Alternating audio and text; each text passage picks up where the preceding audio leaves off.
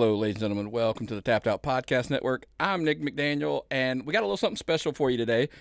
We had teased a while back that we were going to be joined by QT Marshall for an interview. And QT, what the heck, man? We put out like, hey, let's send a few questions in. We figured we would get a few to kind of tack on to the end of the interview, and then I'm bombarded with questions for you, man. What's up? First of all, how the heck are you, man? There's my first question to you. I'm good. I think it is, you know, I don't really do a lot of interviews, so I think that's really what it comes down. And I think any chance that people can try to get a question and hopefully get some clickbait and get me in trouble, I think that's really what it is. But we'll stay away from all of those things and we'll be all right.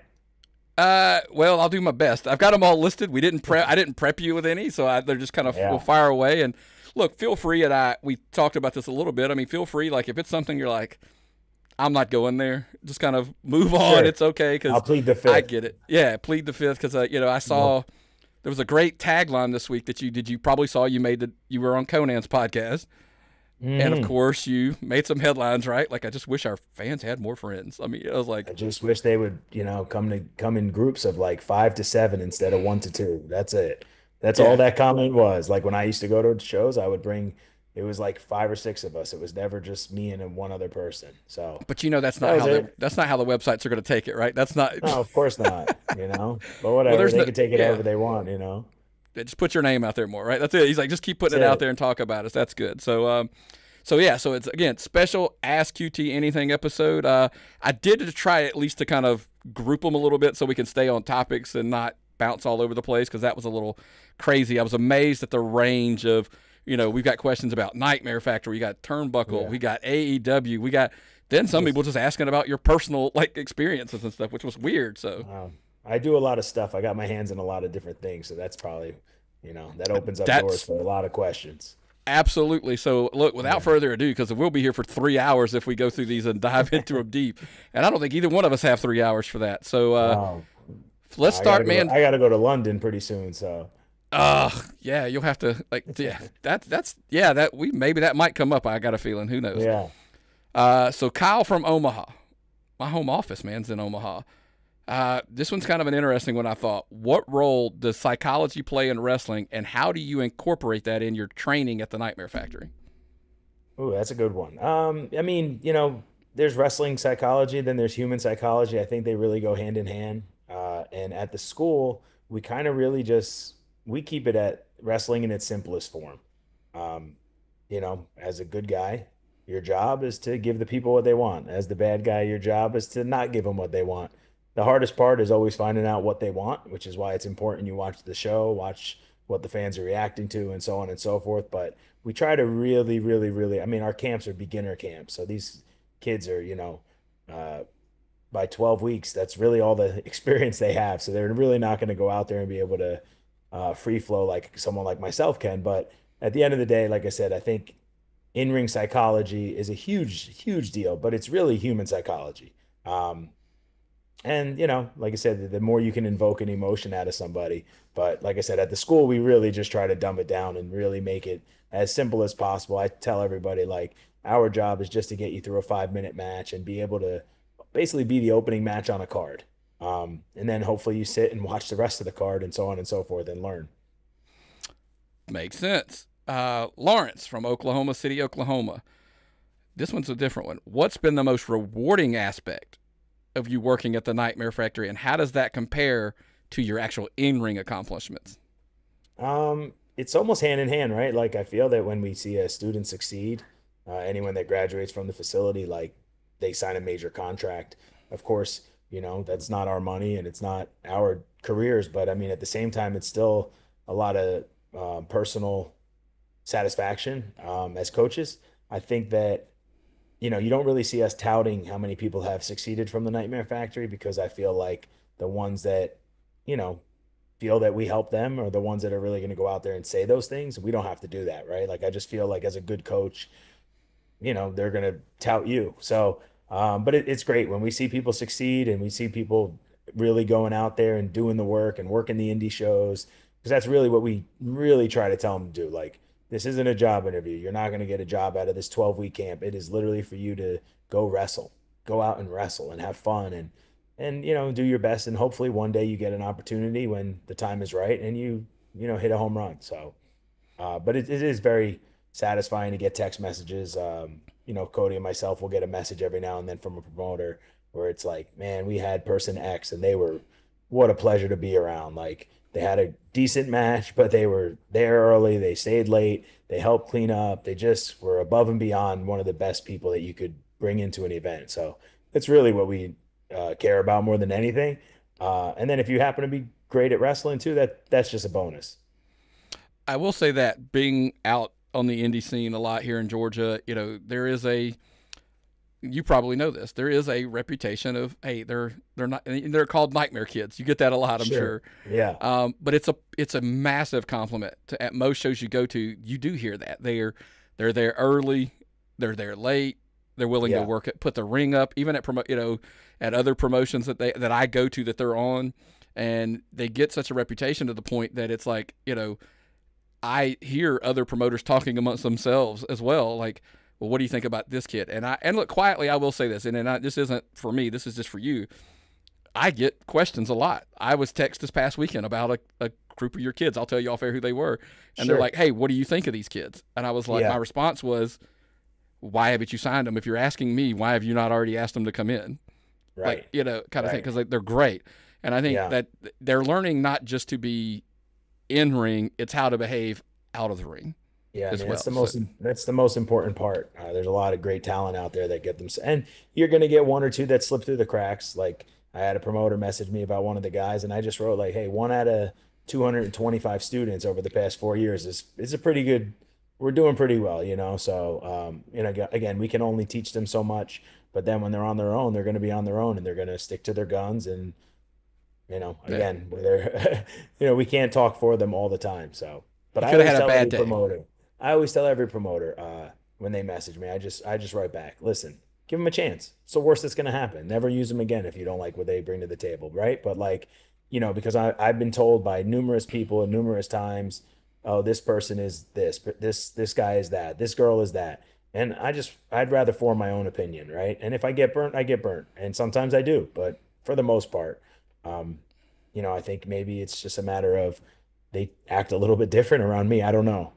I'm not sure what it is, but yeah. So this is kind of the flip side of that. Thomas from Tampa, Florida asked, can you share a story of a time when a student at the factory surprised you with their progress and their potential? Man, I mean, when it comes to like how successful, I guess one of the people that we kind of knew, we just didn't know if they had it really in them because it could have been a flat, but like Carly Bravo, we always go back to him. Is he somebody that, at first he's just so happy-go-lucky in the military stuff, and he was very like, I'm a rapper, I'm this, and it was like, oh, here we go. But he did everything that he said he was going to do, which he worked hard, and he really busted his hump to get his opportunities and do well with those opportunities. So like, that's somebody. And then on the flip side, there's some younger guys like I'm just trying to think of his wrestling name, but like Elliot, I don't even know what he calls himself, but he paints his face and everything else. Sid. And it's like, he's somebody that on paper you probably wouldn't, but man, he's on all the shows. Michael Solar's another one that, as much as I think there's other stuff in the industry that he should be doing to really help his chances out, but he's out there and he's doing the work. So it's like when I see Angelica Risk is another one who, I mean, she's everywhere, and was part of, I think, Camp 2. And she's really somebody that, listen to the coaches, and it's like, hey, we're not going to walk you by the hand and get you a job. So you really have to work hard and get your name out there. And she does a really good job as well. So like, not to say I was so surprised, but it is always surprising when they actually do it, no matter what, because not most people won't. I mean, most people don't even want to step into school. So the idea that they go through the camp, they go through all the stuff, and then they actually go out and do what we tell them to do, it does surprise us. Give credit where it's due. Elliot is Sid. He goes by Sid. Sid, there you go. Yeah. I couldn't remember his name. Yeah. I had the pleasure. I first saw him at a GPW show, and then I've seen him at some Monday Nightmare shows and stuff, and was stunned. By the way, I will agree. I was stunned to see how he was, and then to find out how long he had been doing it. Right. That surprised me tremendously. Yeah, he was like I said, I've seen some videos of him and I think he's going to be on a turnbuckle show pretty soon. So, You may have answered this a little bit, Nathan from Albuquerque, New Mexico. What are some of the most significant lessons you learned in your wrestling career that you pass on to your students, like specifically in your courses? probably the easiest one is one that Cody taught us, and is treat everyone in wrestling like they're your favorite wrestler. That's it. It goes a long way. You know, you can really offend somebody very easily, obviously, but on top of that, uh, you know, you never know where someone is going to end up, right? Like, I'm sure there's a lot of people that didn't think I would end up being where I am. And even in just the Atlanta area, right, when I first got here. So, you know, and again, I don't think there's anything on my end that I would hold grudges or anything like that. But I think there's a lot of people that maybe in my time in wrestling that I've known in the past 20 years that might be like a little hesitant to reach out or something like that because of the way they probably treated me. Whether, again, like I said, my phone's always open. And, you know, I think there's nothing better than helping somebody that was kind of rude or something like that. You know what I mean? As opposed to holding them back. So I think that's the most important lesson. You just treat everyone like they're your favorite wrestler. It goes a long way. Yeah, and you do, and obviously because of our, connection, a lot of people will ask Sure. about, what do you think, and they're like, he comes off a little gruff. And I'm like, he's just being honest. Just call him. Yeah. People don't like honesty, and that's fine. Yeah, Whatever. yeah. But, But the we entire, had that situation that we talked about that, it was like, hey, what do you think? I'm like, just call him, just message him. yeah. It'll work Well, out. because I mean, the other thing is like not to, ruin everyone's everything we do in the ring is not what we do behind the scenes, right? So like behind the scenes we could be very honest to each other and talk to each other and we can hash everything out and that's fine. And then we go out there and we do our business. But don't try to bad car salesman me behind the scenes. You know what I mean? Like there's just a lot of that. And I think we're getting closer to getting rid of a lot of those people. And yeah, they just don't like honesty, but whatever. I'd rather, what is it? I'd rather be hated for who I am than loved for who I'm not. Right. And Yep. I think when I left AEW back in November, like I think you saw a lot of that online with all the talent that stepped up and, put me over for being the most honest person that I could be, and I'm from New Jersey. So sometimes I'll take a quote from like my wrestling dad, Bubba, Bully Ray. Like sometimes I don't think they listen to the words I'm saying. They just listen to like how I'm saying it. Hmm. And they're not even, it's not even, they're not comprehending everything I'm saying. They're just, oh, he's just being a jerk. It's like, okay, whatever. If that's how you feel. But if you actually listen to what I'm saying, I'm probably giving you a really good lesson. And I'm just not going to sugarcoat it because at the end of the day, like, why? Why would I do that? Especially as a coach, right? Like, you pay a lot of money to come learn from us. This isn't a fantasy camp, you know? It, you're going to learn more from your mistakes than you are from the things you do right. Of course, 100%. Yeah. And I think that's just delivering it out there is just the right way. It's just, hey, um, this is what it is. Fix that thing, and you're going to be better for it. Sometimes Correct. it's that simple. Correct. But even from a business standpoint, like I said, I've had people, other promoters and stuff be like, well, what do you think? I'm like, what are you afraid to message him? I'm like, just ask him. Yeah. Like, it's not that difficult. Yeah, of course. Of course. I had literally a promoter this week that like, I'd like to use some of the kids from the school, blah, blah, blah. And I'm like, have you talked to him yet? Yeah, Well, I don't know. no. And I I'm like, mean, why? also, like, that's the other thing. You don't have to ask me. They're their own people. So, Right. like, we have, Turnbuckle, right? That Teal and I kind of take care of. And it's like the kids know that the shows are there. But like I just had the viral Josh, he messaged me. He said, "Hey, I was trying to book the superstars and they said that they have a turnbuckle show." And I was like, "That's not true. We do have a turnbuckle show, but they can work for you." Right? Like, Okay. and I told the guys, like, you have to go work. That's our shows are just there for you to practice and have fun and, learn as much as you possibly can under low pressure and stuff like that. But like at the end of the day, like I don't want you to stay in turnbuckle. You know, like we have more than enough students. I'll wrestle 3 times on the show if I have to make sure the show gets done. But the last thing I want is for someone to miss out on a good opportunity like Viral Pro Wrestling. I think is a great show. Hmm. They have really good events. So why would I not want you on that show as opposed to ours? Like we can handle ours. So I told them, and then I think they reached out, and I'm sure they'll be booked in the future now. Good. That's a plus. That's who contact. That's the one I was talking about earlier. I was like, Yeah, there you go. book the Okay, there you kids. go. I love the Yeah, superstars. I've seen them at the yeah, turnbuckles and at disruptor shows, etc. And there's like, yeah. hey, what do you think of them? Great, book them. Yeah, You know, and go out there and get your, like I said, no one's getting hired off of wrestling at Turnbuckle, like it's not what it is. That's not what it's there for. It's yeah. just there to, have a good time. Let's keep it pushing on here. Lucas from Phoenix, Arizona. This one's a little bit different because it's. I thought it was about the school. Now that I'm reading it, what advice do you give us aspiring wrestlers who are also looking? They want to work behind the scenes in the wrestling industry as well. What would the advice would you give those guys?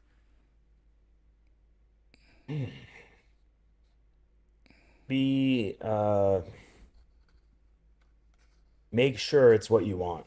It's very hard to do both. And it's very hard to, I mean, think about it. It's already hard enough to succeed as an in-ring talent when you put 100% effort into it. And now you got to put 50% effort because you want to do 50% on the backside. So I would say be very careful about that. Also, don't try to get hired behind the scenes just to get in the ring. That's another thing that I think a lot of people think that they can maneuver their way through. And, you know, I think a lot of people think I was the same way, which it wasn't. I mean, I was hired as an assistant, and then, it was other people that pitched for me to wrestle. And I just happened to already know how to wrestle, so it worked out. But like, we get a lot of that where these guys come and they want to, oh, I just want to be a helper backstage. I want to, and then I have my gear if you need it. It's like, okay, I'd So you're rather like, you you come want to in wrestle, right? You want to wrestle. Just say yeah, it. Yeah.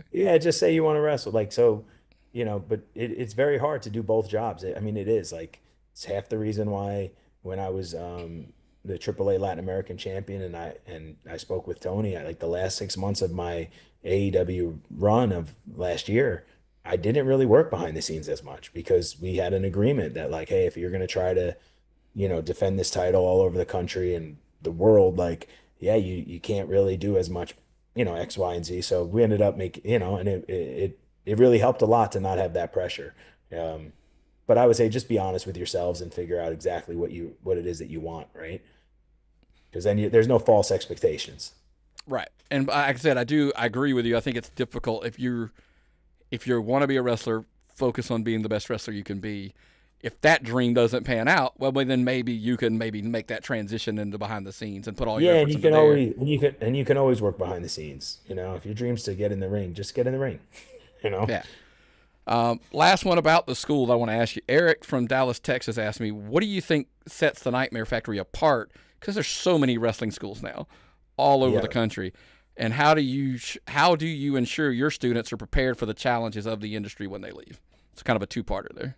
yeah. I mean, I always relate it to like baseball in the sense of Barry Bonds or Derek Jeter. They don't need a baseball school, right, to make money. So you get a lot of the hitting coaches that are like second string or you know what I mean, like made it to the double A, maybe triple A, maybe a little cup of coffee in the majors. And that's a lot of wrestling schools the same way, right? Like even myself, when I opened a wrestling school, before Cody got involved, it was, I was just learning from, luckily I had learned from guys like Bubba and Devon first. So I could kind of share what they have taught me. But a lot of these schools are guys that really never did the actual job, right? So like, and there's nothing wrong with that because they're going to teach you how to do the fundamentals, and fundamentals are fundamentals. But the ideas of learning about the intricacies of the business and dealing with talent, other talent, and dealing with promoters and dealing with, um, and like I said, I mean, Cody's never dealt with an indie promote. Well, he had after he left WWE, but before that, he never dealt with an indie promoter.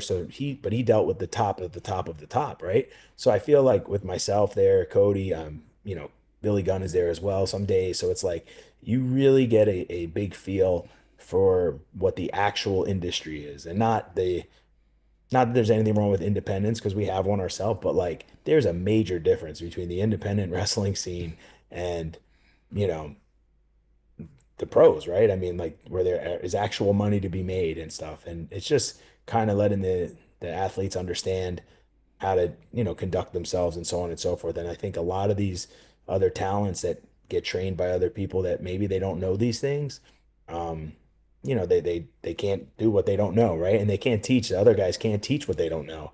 And I always say I learned more from Billy and Cody in the past 5 years than I've learned from any wrestling school that I ever paid money for.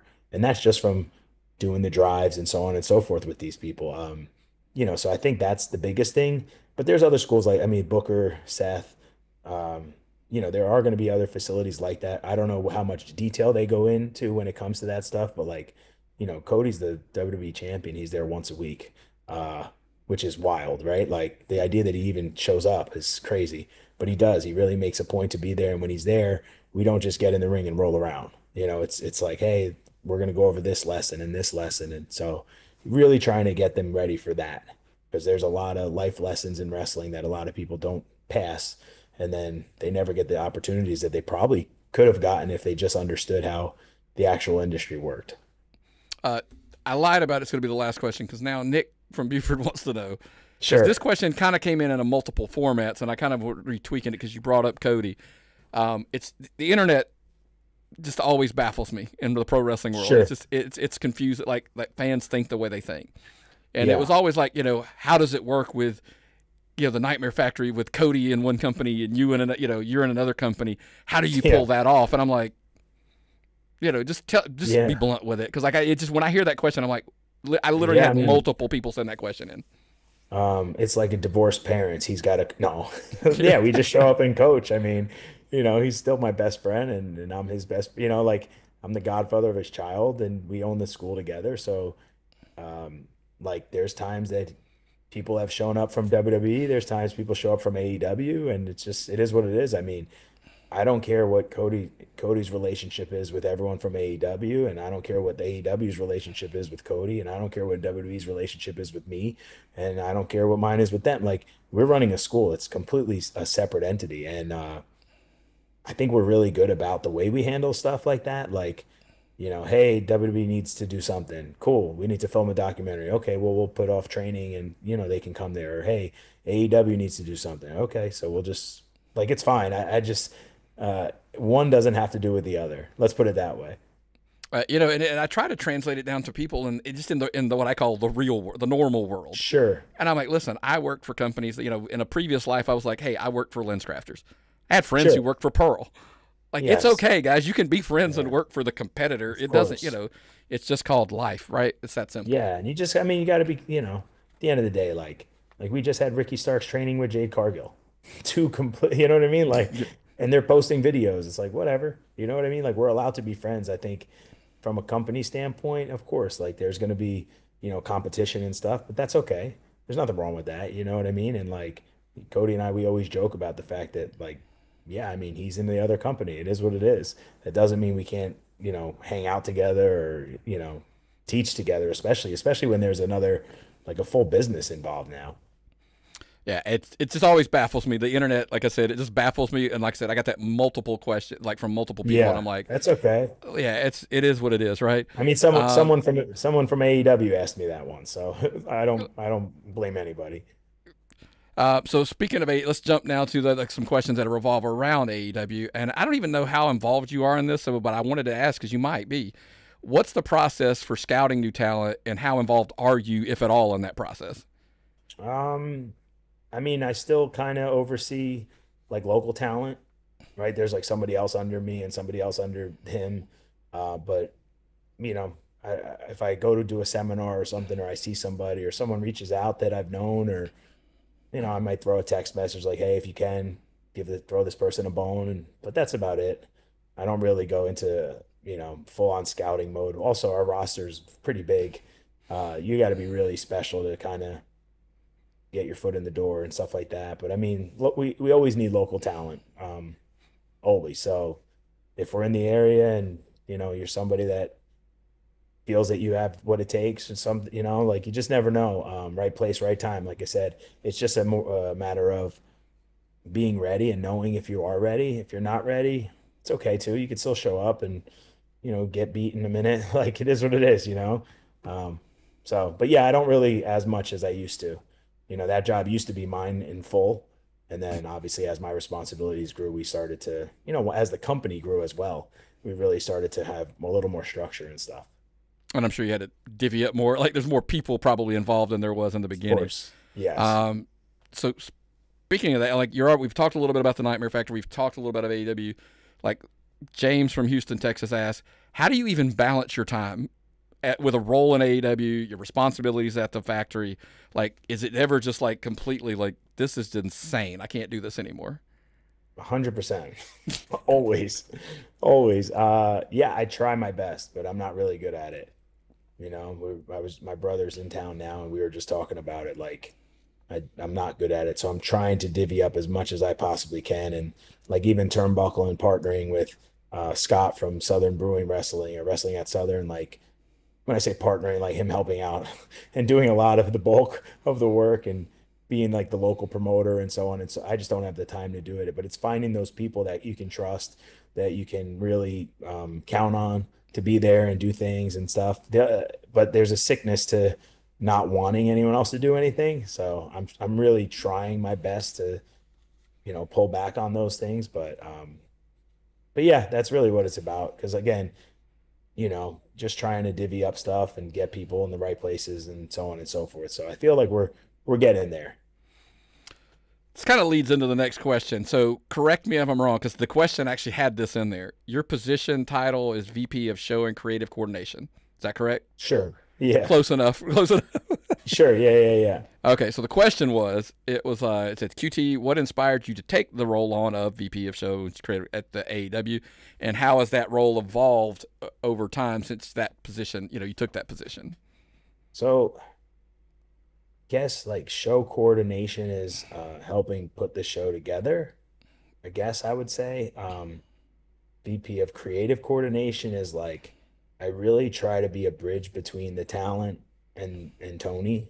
I kind of know what Tony looks for when it comes to pitching ideas, so I can really kind of filter them a little bit.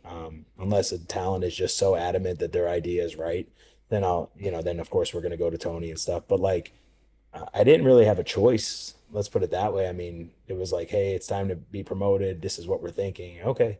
You know, I think I have a lot of other responsibilities as well that aren't maybe on paper. And those aren't like what I'm told I have to do. I think I just do them. So kind of, and then there's like this always this weird question of like, what does he do here?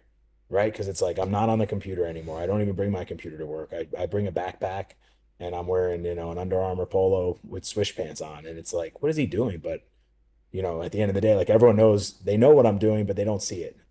It's not like I used to walk around with the computer and, format the show with Tony and so on and so forth. A lot of that responsibility went away when I went away because we had to fill those roles. So yeah, I mean, it's not something I really like clamored for, but at the end of the day, I mean, the title is a title. I don't really look at it like that. You can call me whatever you want. I just kind of, I know what my job is, and I guess it's really just to alleviate a lot of the pressure from, Tony, and also like filter a lot of the things because again, we have so many talents and they all want to be world champion. I get it, right? So like how do we make that happen to where there's not a line at the door for 3.5 hours, So it's like I walk around, I talk to each talent, they all know that they could trust me. Also, I could give them a perspective as a talent, but also a perspective from the office side, which I think is really important to be able to uh, be able to explain stuff to a talent and not sugarcoat anything or, oh, I'll find out for you. And then you don't find out for them. Like, just whatever you say you're going to do, just do. And it's pretty easy. Makes sense. Sometimes it's like there's like sometimes you're bridging, like you said, the bridge of the gap. Sometimes there's management speak, and then there's we used from in retail world, it was always you've experienced this. There's management's expectations, retail, the employee expectations. Somebody's got to bring those two together somehow and find that common ground so everybody understands. So Yeah. so this one was a little different. I wanted to ask you. So it was like, here's the question. Matthew from San Francisco says, AEW's increasing their global reach now, talking about shows in London and Australia and on and on.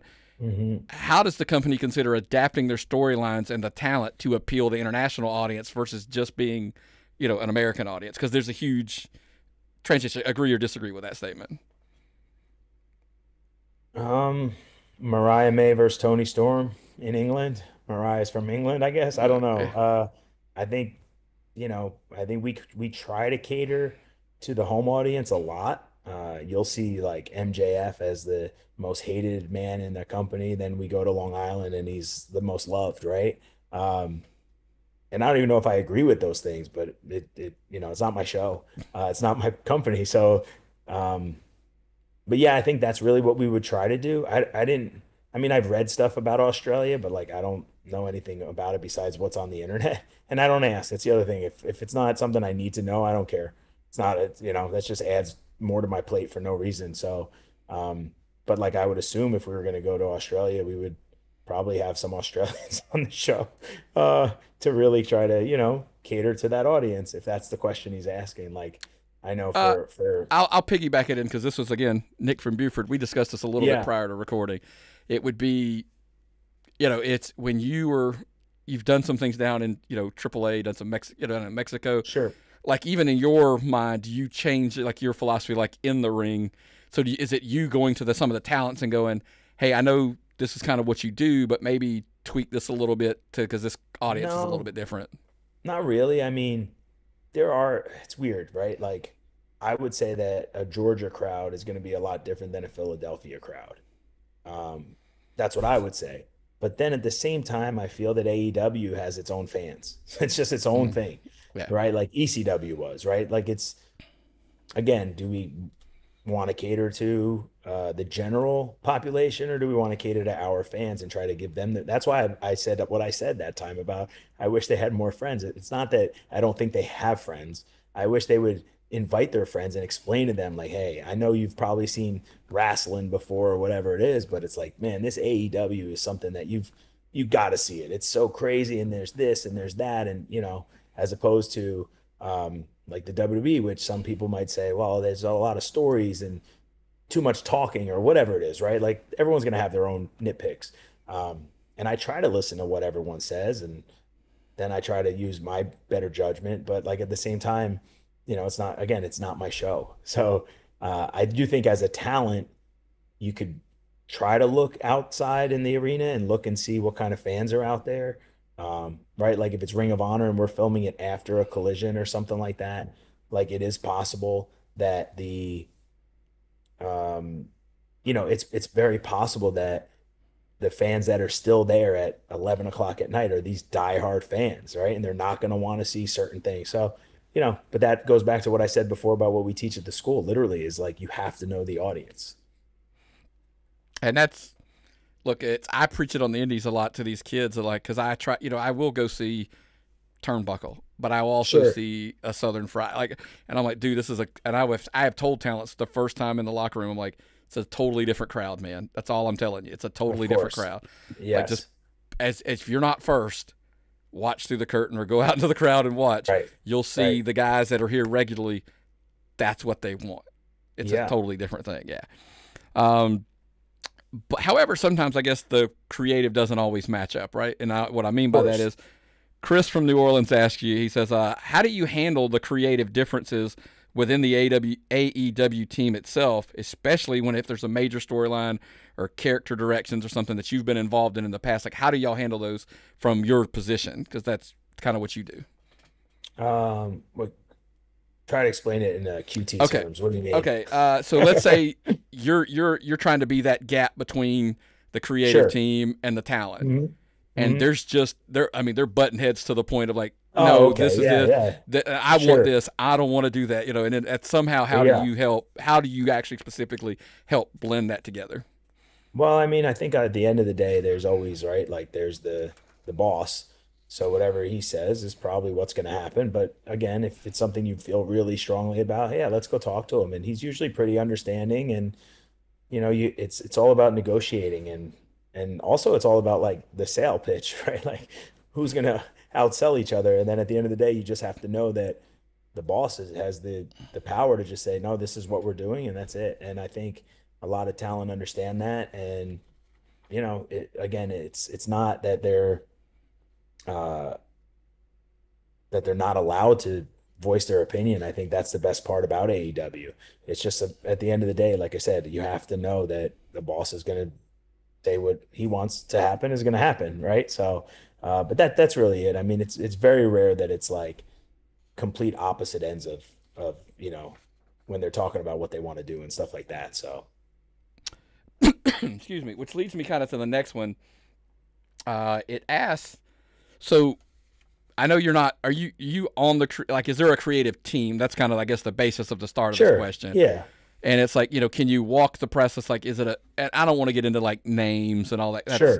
That's the question does ask that, like, who's on that create. And I'm like, I don't want to get into that necessarily unless you want to. That's up to you. But it's like, how does the team like come up with the storylines? Like, is it a huge team? But at the end of the day, I guess you've pointed out a couple times. At the end of the day, it's Tony's company. He's going to do whatever. Yeah, I mean, a lot of the times it's like what you would normally do to book, right? You just figure out where you're going to go and then work backwards.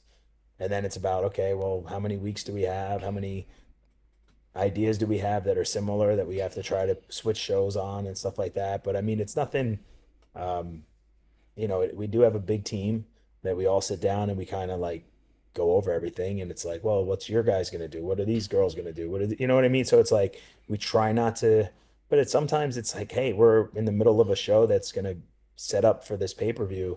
So there's going to be a lot of after match angles and stuff like that. And it's like, we're going to try to make them as different as possible. But at the end of the day, like, it is also Tony's such an ECW fan that like ECW, every match had a table. You know what I mean? Like, not every match, but there was times that there were multiple table spots on the show. And it's like, it's okay. Like, that doesn't mean just because the other companies don't do that stuff, right? It doesn't mean it's right or it doesn't mean it's wrong. It's just like, hey, can you make it different? Can you do so it doesn't look exactly the same, and so on and so forth, right? And again, some things will slip through the cracks and some veterans might not agree, but at the end of the day, it's not their company and it's not my company, and we're just going to try to do the best with what we're given.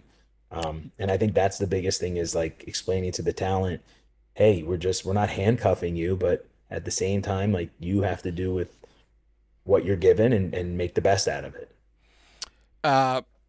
Following up on, I guess the question would be is at times, because I always ask this question, do wrestling fans just try to overcomplicate the process? It is what it is. It's like you're writing a TV show. Like, there's a writing team, they're writing the story, and it is what it is, and there's actors who play those roles. Yes, it's physical in that part of it, but at the end of the day, it's still essentially a writing team just writing a TV show. Yeah, and I don't understand why they care so much, right? Like, I don't get it, but whatever. I think we've opened the doors to let them in. So, we kind of have to deal with it now. But at the same time, like, it's very rare that I watch a TV show and I think, why did they write this? And now if you leave holes in the game, of course, that those questions are going to come up and you have to know that. Whether you respond to them or not is up to these, the people. But like, I can use myself as an example. I remember when I started with Powerhouse Hobbs and there was a lot of pushback and it was like, you have no idea why I'm there. You have zero clue, right? The setting that we started it was Will Hobbs's hometown. He had cooled off, but he was on his way back.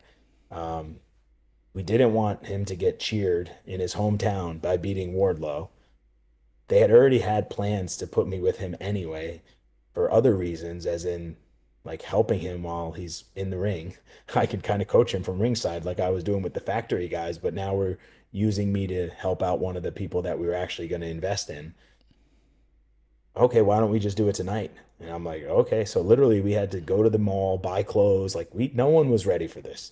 And then there was a plan, like, okay, but in 6 weeks, this is what's going to happen. So we just got to try to, and everyone, again, did I have to respond? Probably not, but I like to, especially when my character at the time was literally a dirt sheet guy. So like, I'm going to go after the dirt sheet guys, like, and I got them going pretty well. So like, okay, I was having fun with them. But again, like, I know the intricacies of why these decisions are being made. The wrestling fans only know what we tell them, right? And even like the dirt sheet guys only know what some people tell them. Um, and I think that that's a huge thing that you can use to your advantage sometimes, but sometimes we just kind of let it go. One of my big things on our shows, I always try to stress, like, look, I may not like it where it's at now, but let's see what happens. Because, like you said, I'm a big advocate for, hey, they may explain it next week. Like, we watch TV shows all the time, and we're like, I don't like the cliffhanger. Well, let's watch next week, and let's see if they explain it next week. Because a lot of times that's what happens, right? They explain the cliffhanger on the next episode. It's kind of the same with wrestling, yeah. Right. So, but hey, let's jump on. We're going to run. I told you this could go long. So a lot more questions. I appreciate everybody that send the questions at the tappedoutpod@gmail.com. I really do. But we're going to jump now because there's something that kind of here on a local level I really want to spend some time on for a multitude of reasons.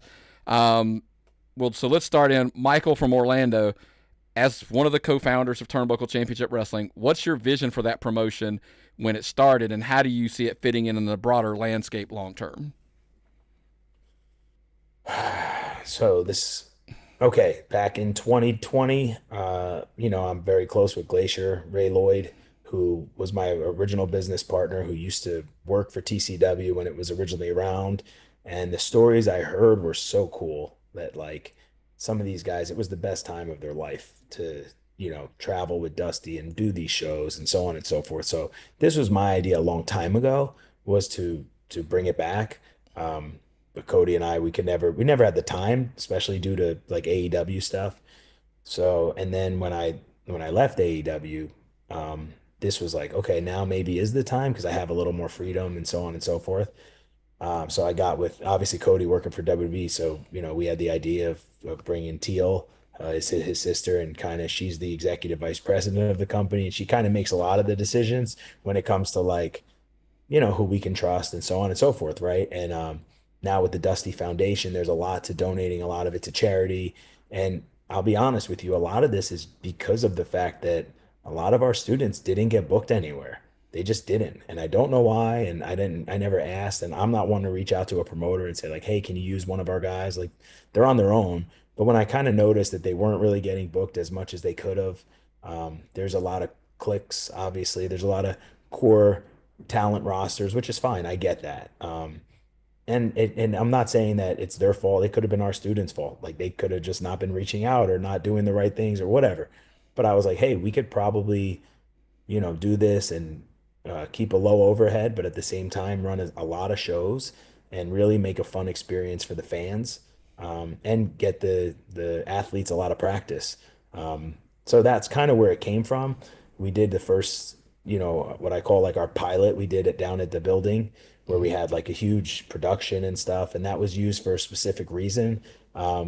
So we might have some more stuff coming in the future when it comes to that stuff. But as of right now, it was like, well, we had the opportunity with Scott and his events to kind of like take over, I guess, but like not take over, right? Like, he's still a part of it and so on and so forth, but kind of work together and just run as many events as possible and get as much footage as possible, donate as much money as possible. And just try to make it fun and bring back something that obviously there was a huge, fanfare for back in the day.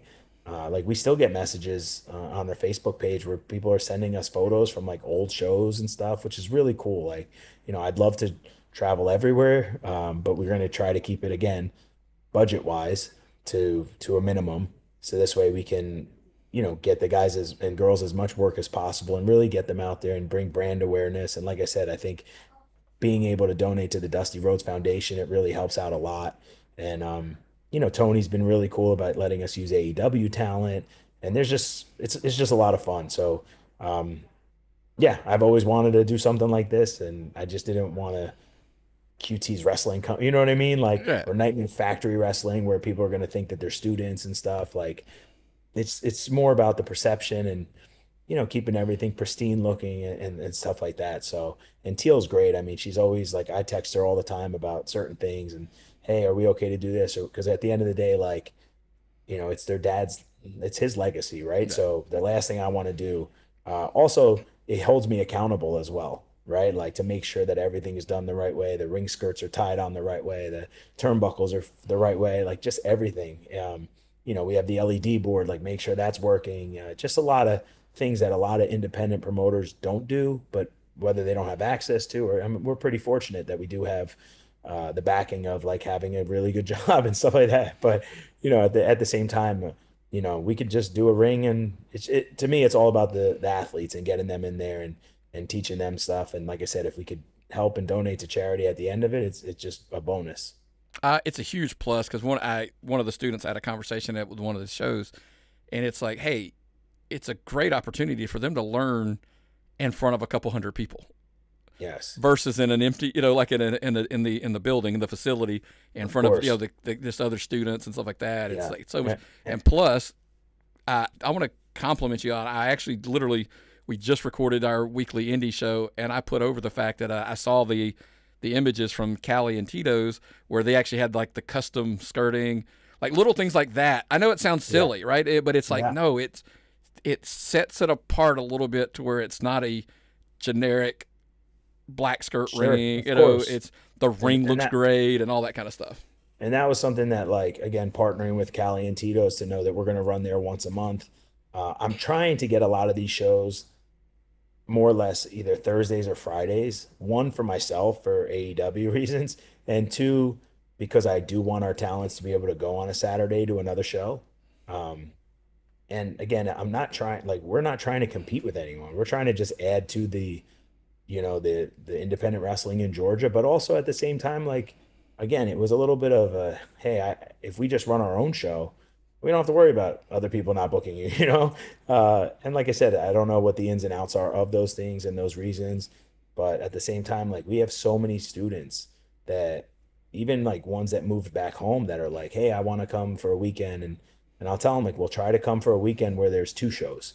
So this way you get the most out of it. But if our students know, basically, if they show up and they have done what they were supposed to do, like, they're probably going to get on the show. Like, I'm not, I don't book the shows out in advance. We're not running storylines. Like, it's just fun shows, right? It's a wrestling show, and the story, the hook is that it's Turnbuckle, and they get to Right. see and help donate to charity and all of these things, right? And they're going to get to watch family friendly wrestling and just have a good time at the matches. That's all. I mean, it's as simple as that. And it's been working so far. So You've probably heard me. That's the way I describe the show. I'm like, it's just a yeah, fun, entertaining show to get. You don't have to worry about, oh, I didn't come to the last show, so I don't know what the storyline is or the. yeah, It's like, no, they're gonna tell you. Just sit there, like, who's right, wrestling tonight? I could tell you who's here, but the matches yes, haven't been announced. They'll let you know. Just yeah. sit back I and mean, watch. I I feel like when I used to go to the WWF house shows, I didn't know who was wrestling. I just knew WWF was coming to town. Yeah, So, like, of course, the more we stay at a building, we might run like an angle for the next show. But, go home and tell your friends about it, and you'll see this match next month. But other than that, I also can't guarantee that all of these people are going to be on the show if AEW needs them or I can't be there. Like, it's just, I don't want anyone to go home unhappy when they come to a Turnbuckle show. So if you don't give them these crazy expectations, you can't hurt their feelings. That's right. the biggest thing. And well, that kind of leads me into one of the next ones I wanted to ask you is Austin from Kansas City said, what are some of the biggest challenges you encountered in starting and running Turnbuckle? Because we talked about all the advantages you got. You got a ton of them. What's some of the challenges that you have? I think there's some obvious ones probably, but did you just kind of Um, mention them? But yeah, I mean, outdoor shows and then it's starting to rain. Uh, yeah, but other than that, like, yeah, just there really aren't that many obstacles, to be honest. Like, there's nothing that, I mean, you might be able to tell me one of them and I could either agree or disagree, but like, it seems pretty, we're gonna there's gonna be some kinks that will work out, like the first show at Buford, we changed the ropes from cables to rope, and now we kind of just changed the turnbuckles, right? And it was just yeah, the idea of, like, one, I don't want to wear out the actual rope, but two, just to let the fans know, like, this is a Nightmare Factory showcase match. This is turnbuckle, and yeah, that's just like an aesthetic thing, and just to kind of let people know, like, now this is the show. And it also forgives the talent a little bit if they're on the Nightmare Factory showcase match, that it's not going to be perfect. Like, these right, these guys and girls are, some of them are 12 weeks in. They're still learning. But at the same time, I don't want you to feel like you just paid money to go watch a bunch of kids learn. So that might be one of them. Of course, people booked on other shows and stuff like that. But again, like I said earlier, like, I tell them to get booked on other shows. Like, I'll usually ask the day before, like, who's going to be at the event, and then I'll just try to, put a card together with, one of the other guys, and we'll figure it out. But that's I'll literally ask you, what do you yeah. see as an obstacle? So the easy one's what you just said. I do think it's probably not as much of a challenge as maybe some of us are reading into it, but Yeah, no, I mean, guys are getting booked last minute, like at another show. So it's like, Hmm. hey, you got to be just flexible. And I think that's probably where you're just kind of like, hey, I'll take the card the day before and I'll figure it out. You Yeah, know, and I mean, and a lot of our talent are they're like the superstars, right? Like, oh no, we'd rather work. Like, no, it's okay. I get that you would rather work because I can maybe change your life, but that's not what this is about, right? And it's not what it's for. So don't do something just because you think it'll help you out later. Like that's the carniness that I don't want. You know what I mean? Like I right, want you to tell me like, hey, I got booked at AWE and I'm not going to be able to make that show. Okay, great. Go have fun. Do it. yeah. You know what I mean? Like we'll be okay. Like I said, I will wrestle right before the intermission and then I'll get beat up and then we'll have a setup for the main event and I'll wrestle again in a tag match. Like it's okay, you know? Um, we're just there to have fun. Yeah. I also think wrestling, this is something I agree or disagree from this standpoint. You probably are the best person to ask this question. I always tell guys that I see on the indie scene, you got to wrestle somewhere else. And they'll go, why do you say that? I'm like, because, okay, I can only see you wrestle this core group of guys so many times. Sure. The Sure. superstars stood out to me when I saw them wrestle a different team that I had not seen, that it was like, Mhm. oh, so they can work with these guys too. Right. Right. That's what sets them apart of saying, now you can endorse them Yeah, when you get a text. and I try to bring in every once in a while some people that like they might never get a chance to work with just so they could get in the ring with them, and just kind of see what it's like, right? Because they're training with the same people and so on and so forth. But yeah, like I said, it's just all a learning experience for them. That's really all it's about. And again, if I could pay off the big screen and pay off the trailer we just bought with the shows so I don't have to pay out of my personal account, great. But at the end of the day, like, we're not there to break the bank. I mean, like you said, donating a lot of it to the Dusty Foundation is kind of what we try to do. Um, and then we have sponsors and stuff as well, which help. Of course, Yeah. that helps a lot. So, And that's the last challenge. This is so you didn't know this until a text I responded to you one day, and I'm like, Dusty Rhodes is my favorite wrestler of all time. Like he has been since I was literally 3 years old. mhm. So the blessing of Turnbuckle Championship Wrestling, I think, the brand, the name, also probably brings the pressure and a responsibility to carry on your shoulders as well. Because somebody like me is as old as and it may not matter. There's a guy like me that goes, he better not mess this up. Like they Sure. better because that's my favorite guy of all time.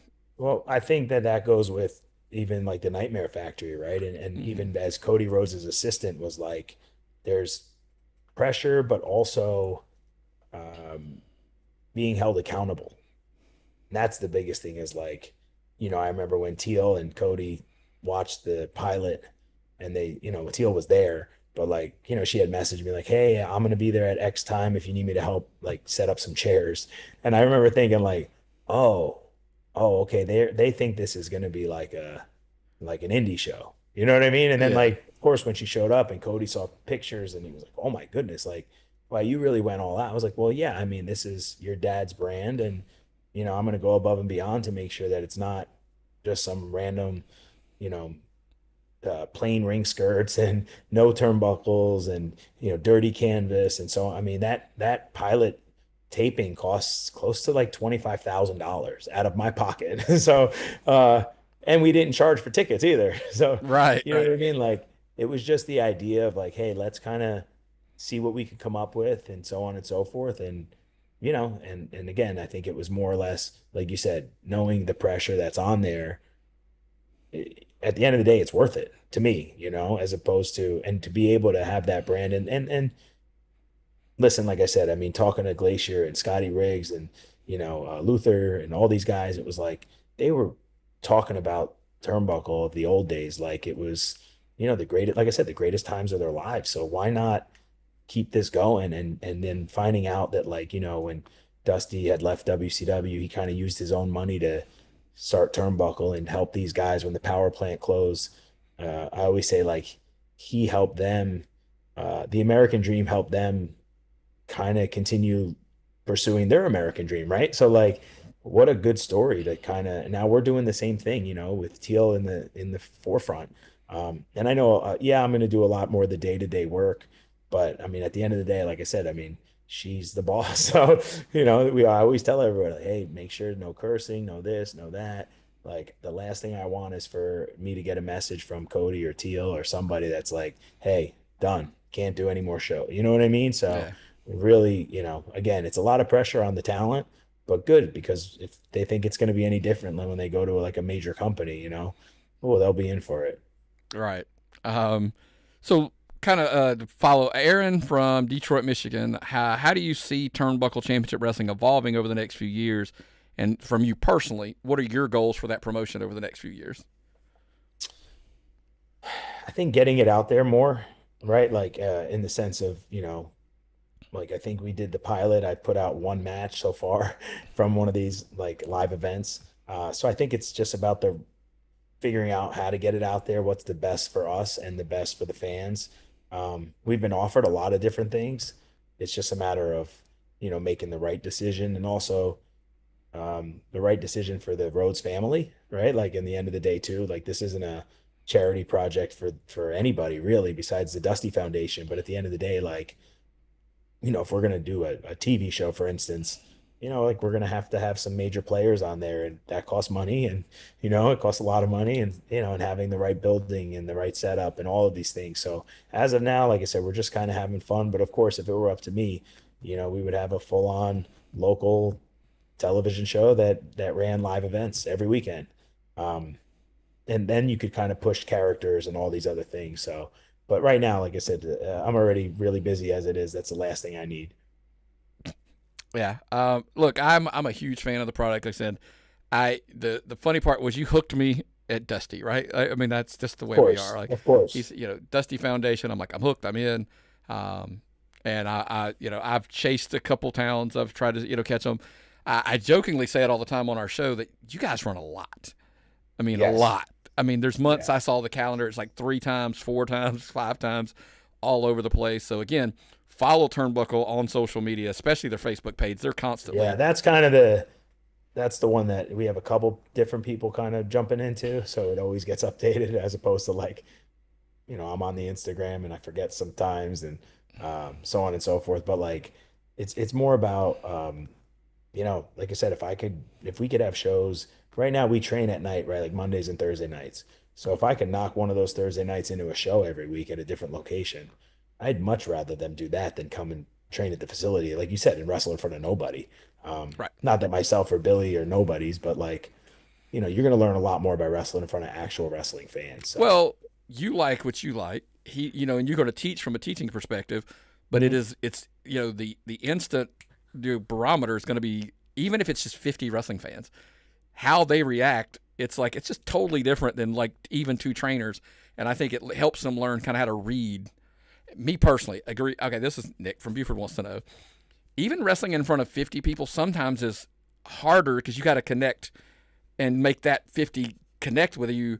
Sometimes in a bigger crowd, it's just, hey, you're wrestling in front of 300, 400 people. Yes.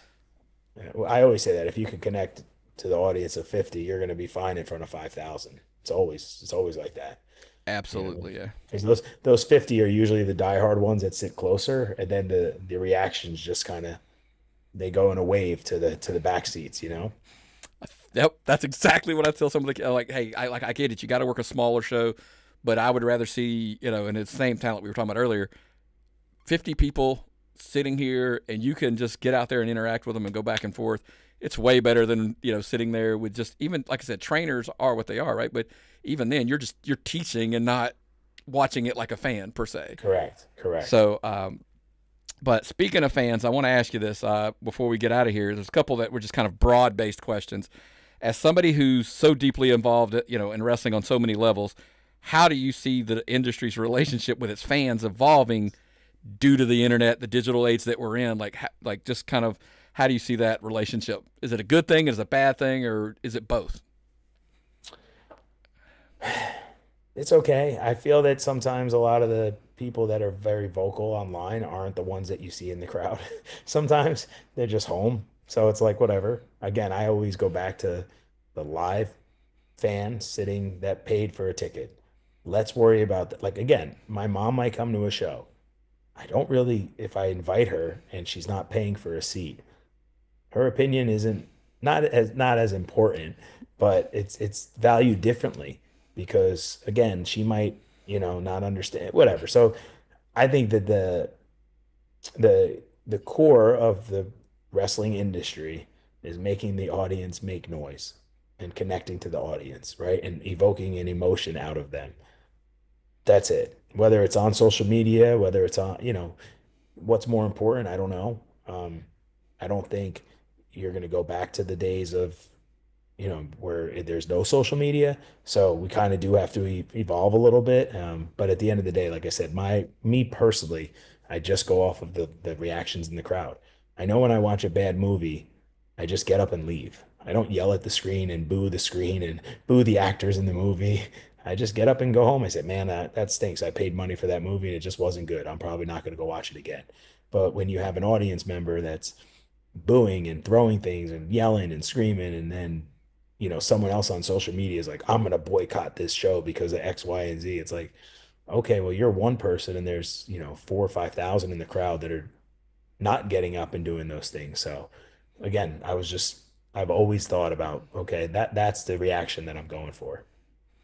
Uh, I have deemed it. We call it the vocal minority. Hmm. Like it's. By the way, it's not just wrestling. That's the problem these days. It's life in Sure. general. We And feel they're that loud, way. Yeah. very loud. Tune out the noise.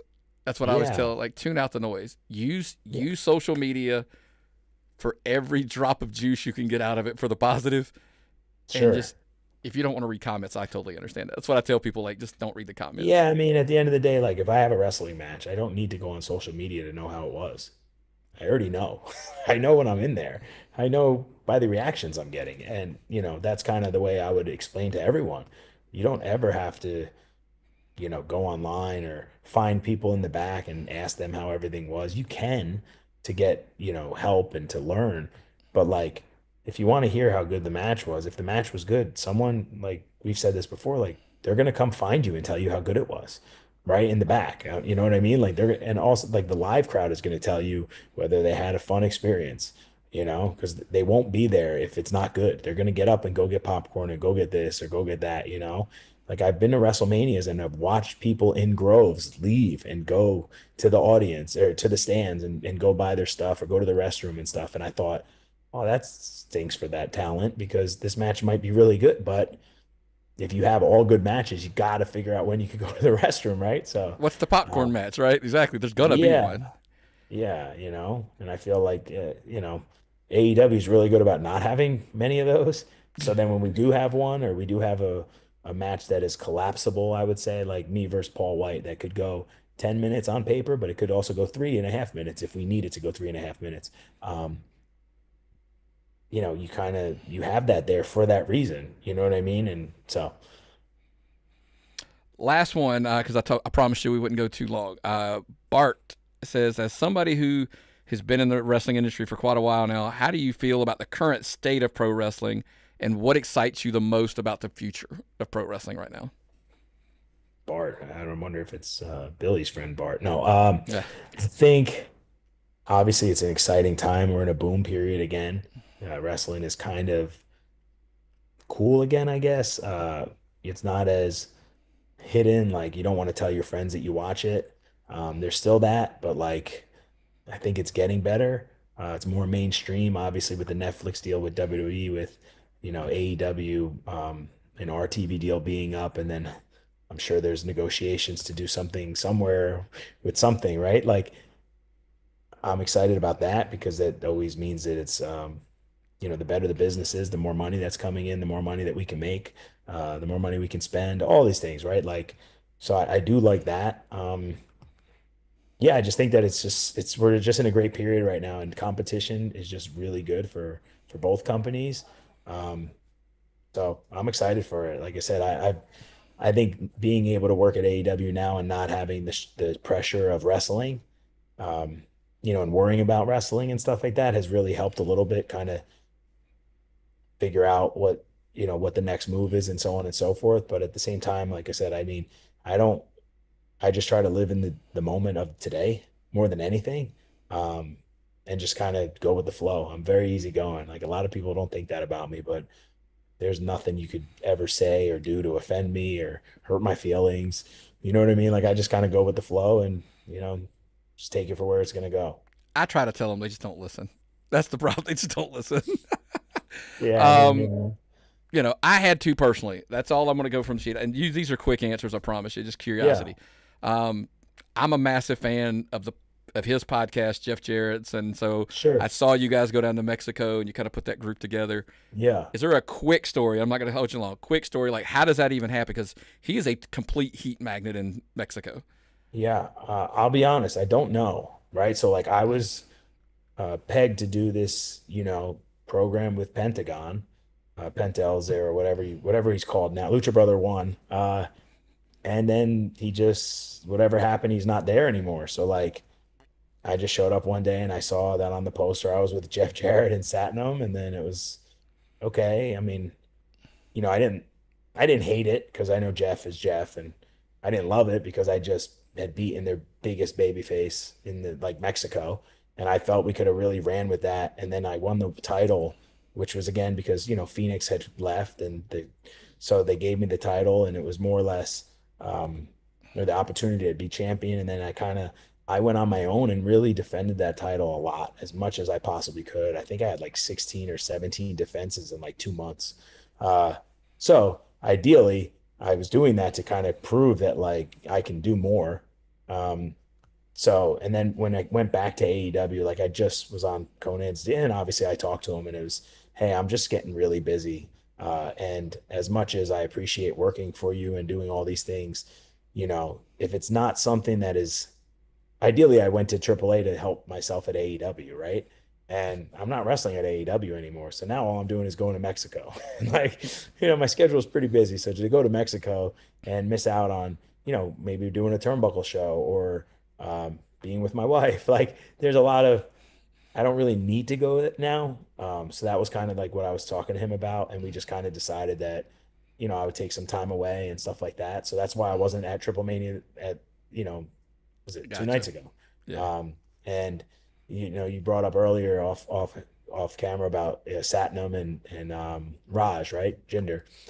Uh, that was kind of maybe planned for some other people, and like but I think Dorian and Conan, they really like what I bring to the table. Um, and I'm very appreciative of them, giving me that platform. But at the end of the day, like I said, if it's not going to help me in the ring in my career, just to go to Mexico and wrestle for fun it's a long ways to wrestle just to have some fun, if that makes sense. Oh, So that's completely. kind of like I said, and when I saw that I was with Jeff and all these other guys and it's kind of watered down and Jeff's now I'm like the fourth guy in the act. You know what I mean? And it's like not because of star power or anything. It's just this is the way that they were going. And it's like it was a perfect time for me to kind of, you know, Exit because I was stage so left. busy. Yeah, yeah, it's like, yeah, you could let them do that. And Satnam needs work and Parker needs work. And I don't need it. You know what I mean? I like the idea of it. And I like the idea of doing a humongous program with Pentagon that maybe could lead to like hair versus mask or something like that. But it didn't work out that way. So, again, I'm not upset about it. I'm fortunate that I don't need to do it, right? And I think that's the biggest thing is when you don't need something, you can kind of make your own decisions without being strapped to something. So I would just prefer to run another turnbuckle show like we did Saturday night instead of going to Triple Mania. Gotcha. Makes sense. Well, man, I appreciate you coming on. Look, we got to do it again. I literally, I told you I had 38 questions. We clearly didn't get through probably half of them. Yeah. Yeah, we could do it Uh, again. yeah, we'll do some more stuff down the road. But before, I mean, look, we're not going to take off without, like, look, you got to plug everything. You turnbuckle specifically. That's why you're here. So kind of tell Yeah. everybody, like, about last plug for turnbuckle. Yeah, so I mean, like I said, the Facebook page, Turnbuckle Championship Wrestling. The only thing I would like follow along, we have so many shows, and we're probably going to add a lot more. Um, if you want to run a show, if you want us to run a show, and you have an idea, and we can come to an agreement that's affordable for both parties, we're down to do it. Like we just want to put on as many shows as possible. Like I said, it's pretty affordable, but at the same time, just know that we do want to donate most of it to the charity and so on and so forth, which is the Dusty Rhodes Foundation, which maybe a lot of people don't know they give back to youth sports. I know Teal had sent me a message a couple weeks ago that we just from the money from Turnbuckle shows, sent a young lady from a young girl from Hawaii to we paid for her expenses to go to like the U.S. softball team or something like that. So again, I try to stay out of the details of everything. I just know that it's always for a good cause. And at the end of the day, like, the more shows that we could do, the more experience they're going to get. And I think Turnbuckle is a great experience for a family to go and have fun and not have to worry about, like you said, they weren't there the night before, the month before, or the week before, they weren't at the other show down the road, and so on and so forth. They just come, forget about everything, just have a good time. So there's that. And then the only thing personally that I would plug is, I had my first ever action figure come out, and there's like a QT Bendy's, a big cartel. I don't know exactly what the website is. I'd have to look it up, but anyway, it's on my social media pages and stuff, and we've done really well so far. I feel like the Nightmare Factory version that was on the Major Figure website, they did really well. They only had 100 of those. And then I think there's maybe like 4 or 500 of the USA ones, which is the gear that I was wearing when I won the AAA Latin American title, which is why I chose that gear for that action figure. We've done really well with those. I'm still sending some of them out, my 8x10s that I have to give with those action figures. So I guess that would be the one thing I would plug is, I don't know how many action figures I'm going to have, probably not many. So this is the one to get. And look, get those. Obviously, I'll try to get that link from you. Put it in the show notes as well. Okay, yeah, good. Yeah. And look, I obviously have been to a few Turnbuckle shows, and the value for a family is tremendous. I always talk about make sure if you see it anywhere close to you, go out and check it out. Especially right up the road from me. You guys do a great meet and greet opportunity. I know the next show is you and do a meet and greet photo op and all that kind of stuff. It's kind of why I was like, hey, I want to get this in beforehand. We can plug that a little bit.